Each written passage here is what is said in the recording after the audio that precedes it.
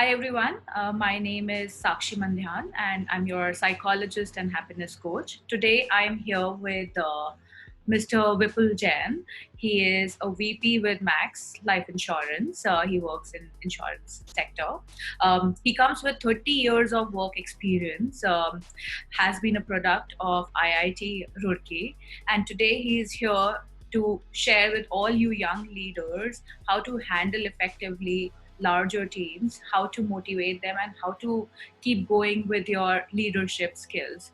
So, welcome, Mr. Vipul. How are you, and how Thanks, are you Sakshi. dealing with the lockdown? Thanks for inviting me on your show. I am really delighted that I have an opportunity to share my experience with young leaders. And I will be very happy if they can find something useful and implement in their life. Yeah, I'm so Uh, excited. I'm sure that we'll get a lot of interesting inputs from you and practical, experiential learnings from you to get going with our work. And I'll also learn a lot from you to handle my teams here. I don't know whether you learn or not. You may find something interesting. Okay. All right. So, how are these days treating you and the work? Okay, Because these days are mixed feeling. First of all, I'm very excited because first time I am using digital tools in my life. There was a time 1 year back when I believed that people cannot be trained in Zoom, they have to be trained through classroom only. The first time I'm experiencing this change in myself, where I am forced to adopt new tools and I'm finding them interesting. There are new opportunities, there are a lot of things which we never thought earlier are possible now. At the same time, there is a stress of ambiguity. There is a fear in the mind what is going to happen in future. And the toughest thing I'm facing right now is how to handle the stress of my team members. And I have got 36 direct reports who are placed all over India. It becomes a task to interact with them and keep them motivated. That gives me stress, but it is mixed feeling. I'm enjoying these days. so what are the practices that you use to manage this stress that the unknown stress that is there right now? How are you dealing with it? What are the various techniques that you are using to overcome this stress that you have right now? See, what has helped me is a story which I learned from the spiritual text. The story is like this: if there is a needle without thread, the chances of getting it lost are very high. If there is a thread in the needle, you can find it back very fast. The story talks about if you give proper values and sanskar to your kids, when they grow up, they will never be lost in the world. So basically, one learning I had and I'm implementing is to remain connected with the team and keep them focused. So this is one thing which I'm following religiously, to talk to them in groups, talk to them one on one, and so that they may feel connected, they may not feel lost. And to keep them motivated and focused, I'm using three techniques. Number one, what I feel is to get happiness, there should be three things. Number one, a feeling of gratitude. Number two, you should be engaged in life, because we always say khali dimag shaitan ka ghar hota hai. And third thing is you should realize your self-worth. So how I am dealing with all the three things simultaneously is, when I talk to my team members, I ask them three questions. Number one, what went well in last 24 hours? It is not only something officially, it can be personal thing also. It helps them to find something good in life. It may be professional life, it may be personal life, whether they have prepared a nice dish for their spouses and kids, whether they have learned new skill, read some book, but something has gone well. When they know my teammate will call me and ask me this question, so they prepare for it. Second thing I ask them is, what are the top two priorities of the day, which help them keep focused. I don't task them for that. priorities, one priority in personal life, one priority in professional world. What are the top two priorities of the day? And I ask them to write on the piece of paper, stick it somewhere, so they remain focused. And the most important thing in this period is they should feel their self-worth. They should feel that they are good at. So I do non-violent appreciation for it. Wow, that's And something really interesting that I'm listening to, non-violent appreciation. Oh, what is non-violent appreciation? okay, I came to know about this concept from one of the book which talks about non-violent communication. The writer of this book was Marshall Rosenberg. He is a well-known psychologist in the Western world. Basically, that gentleman was impressed by Mahatma Gandhi. So he has done all research, what is violence and what is non-violence. So what I realized is non-violence communication is where you appreciate, non-violent appreciation is when you appreciate somebody. First of all, that person should not feel proud of. The person should not get arrogant. Number one. Neither you should feel that you are doing a flattery. So this is very important that other person should feel that there is being appreciated genuinely. So there are three-step process. First of all, you will talk about the quality the person possesses. Second thing is you will talk about the incident which happened. And third is how you felt about the incident. If you allow me, I want to give you a few examples around it. Certainly, So that you can help our viewers also to understand the concept better. So please. okay. Like my wife is a very good cook. If she does something good for me, she cooks a nice dish, and I tell her, Shalini, you are a very good cook. It is a very generic statement, which she has been listening from many years. There is nothing new for her. So what I do, I said, Shalini, you are a very good cook. Today you prepared a pasta for me. I wanted to have pasta for many days, and I'm happy about it. So it is a genuine appreciation. And when you appreciate somebody, the main idea is the behavior has to be repeated.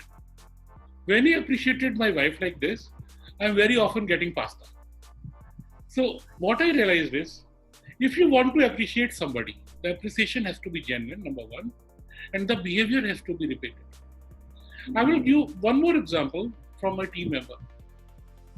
Basically, in these COVID days, we are working from distant places, and some of the vendors are not operational now. Earlier, if we have to make a presentation or multimedia presentation, we can give a request to the marketing department or vendor. They will prepare for it and give it back to us. During these COVID days, we have to deliver things at a very faster pace because we are doing something new. So one of my team member is very good in making multimedia presentation. It is not the core job, but out of hobby he learned. So I sent a presentation to him. Can you just have a look on it? He converted a nice presentation with music and all that. So in an ordinary time, I would have said, Vaibhav, you are very creative. But this time I said, Vaibhav, you are very creative. You have prepared this presentation in very short time. I wanted to have a wonderful presentation with the field, and it has helped me a lot. So this is, I think, is called non-violent communication or non-violent appreciation, where the person understands what he has done and how he felt. If you wish, I can give you more examples, or you have got it the point. No, I definitely understood the point, but if you want, give us more examples from the team appreciation and collaboration so that, we learn how to bond better with the team. So like how you spoke about this creativity example, it's really nice and very simple also. A lot of us, do things for our team which is not part of our job profile, and there are times when we are appreciated for it and there are times we are not appreciated for it. So how small things that the team members do should be appreciated. Give us few examples so that the viewers also learn about the small and simple things and they communicate them. Okay, what I have learned over a period of time is everybody wants appreciation. Even God wants appreciation. That's why we worship and tell God, you're so great, you're so good. And everybody wants appreciation in life. And I just did some research and asked some questions during a project where people wants to be appreciated. People want to be appreciated in front of the loved ones and in front of the colleagues. What I have done is I have taken down the contact number details of their spouses also. Many a times I write a small four-liner and put it to the spouse. Dear Paras, you have been supporting Parul a lot, and because of that, he is able to turn around jobs in quick time, and it has been very helpful for me. When your family member realize that you are doing something great and it is helping somebody else, they support you more during these COVID days. That is number one thing. Second thing, I make a point that every day I appreciate few people in the group. And appreciation can be for some qualities which are not relating to business numbers, some action they have done which has helped me out. And if somebody has done very good on business numbers, I appreciate them. And what I have realized, every day in the morning before 9:30, I publish a dashboard in which top dashboard, business dashboard. Dashboard. And I appreciate top 5%. I've got a team of 36 people. I take it a thumb rule. 1/6 of people should be appreciated.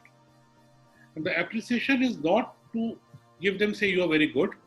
This appreciation is for the purpose that other people should also feel that they have to come in this top 5 list. So this solves two purposes. Number one, they repeat the behavior, they are doing it. Number two, other people are motivated to perform. So to sum it up, I do three things. I appreciate them in front of their family members by sending WhatsApp messages. I appreciate them in the WhatsApp group, and I appreciate few top performers. And I have seen one thing during this period. There are some of the geographies which were struggling from last 10 years. And during this COVID period, everybody has come to the same start line because people have to learn new things. And some of the geographies have done very well who are struggling for many years. And now they go extra mile to maintain their position. Brilliant. And, we were talking about how you are giving activities to your team the other day. We were talking about it. The YouTube activity that you had given to your team members. I would like you to share it with our viewers also so that they learn how to keep their teams engaged and interactive. So what I do, when I was interactive with my team during this COVID days, because earlier I never used to interact so much. I was busy in the work. Now I made a point because I spent a lot of time in traveling. So I spent that time talking to my team. And we discuss topics other than work also. Then I realize everybody has a potential. Everybody has a talent. So what we do, we ask our team members, they have to make a presentation one by one each day.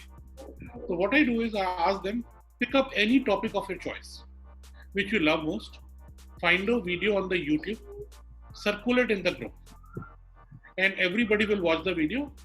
Next day in the morning, they have to do 3-slide presentation on it. What they learned from the video and what they recommend. And this was something which worked very well for me. Because people want to share their experiences, people want to share their stories, and people learn out of them.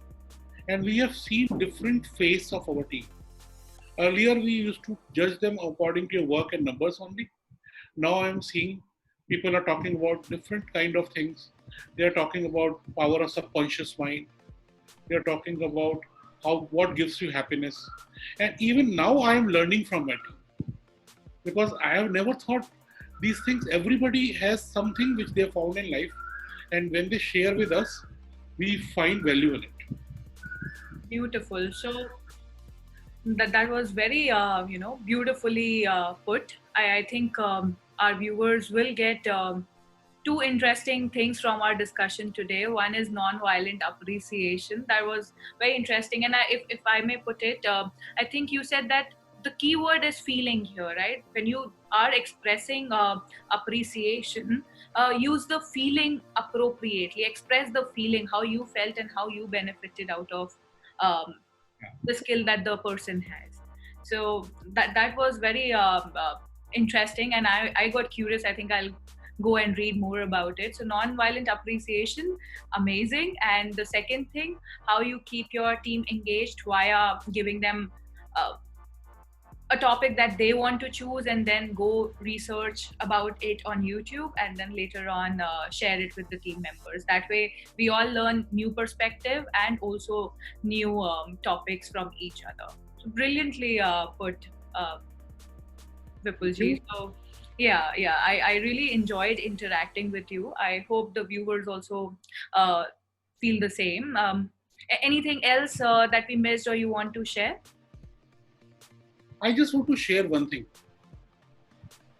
Uh, Find your people doing something good and do a non-violent appreciation. You have to look for good qualities and good things.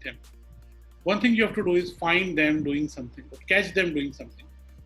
This is all I wanted to share. Okay, so we will definitely follow this suggestion of yours. We look for the good in people and appreciate it. So thank you all. Thank you so much, Vipulji. It was really, really amazing interacting with you. Um, I hope to see you soon and learn more from you. Thank you so much. Thank you, Sakshi. Thanks a lot. Thanks for having me on your show. Welcome.